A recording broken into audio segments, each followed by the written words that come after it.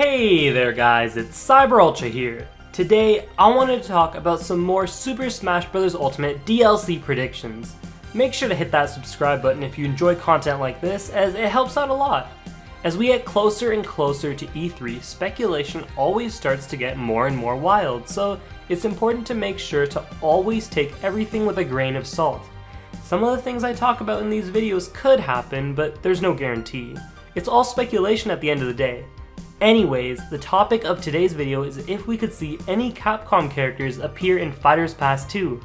It's pretty weird to me that a company like Capcom, that has such a good relationship with Nintendo, still hasn't gotten a new character added to the game as DLC.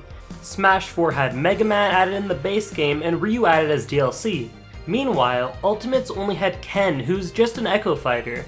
I'll admit that he's one of the most unique Echo Fighters out of all of them, but it's still surprising that they haven't received a full new character yet. What's especially weird is that Nintendo's continued working with them for smaller things in the game.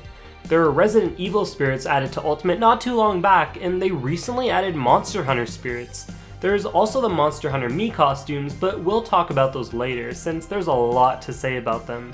But the point is that this company that Nintendo's worked with for years and continues to work with still hasn't got any new franchises represented in the game since the DLC started.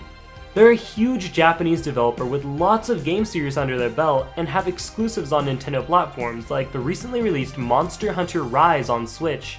Another thing that makes the situation more complicated are the Monster Hunter Mii costumes that came alongside Pyra and Mythra in Smash. If they were gonna add Monster Hunter Miis, I would assume they'd be released with a Capcom character. Nintendo usually tries to release third-party Mii costumes with a character from the same company, like how Gino was added alongside Sephiroth, since they're both owned by Square Enix. So it makes sense that if a Capcom character was in Fighters Pass 2, they would save the Monster Hunter Miis to come alongside that Capcom character. Under normal circumstances, I would consider the Monster Hunter Miis as a disconfirmation of any Capcom character being added, but this is a unique situation. In the presentation, Sakurai himself said that the reason the Monster Hunter Miis were added was to celebrate the launch of Monster Hunter Rise for the Nintendo Switch. The fact that he went out of his way to advertise Monster Hunter Rise makes it seem like these Mii costumes don't disconfirm a Capcom fighter.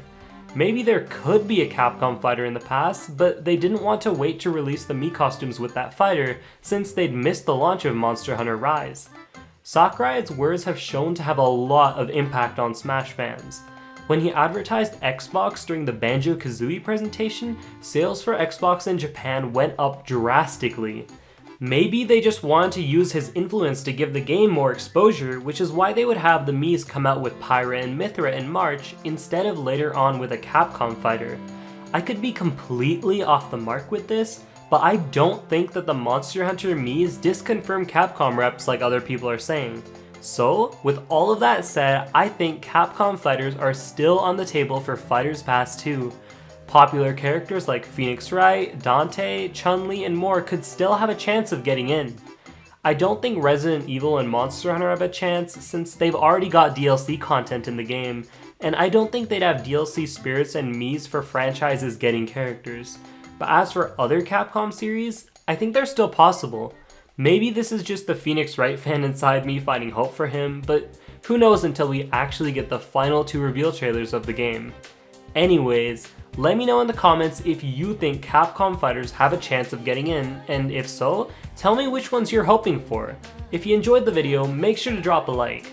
Thanks for watching, and I'll see you all next time.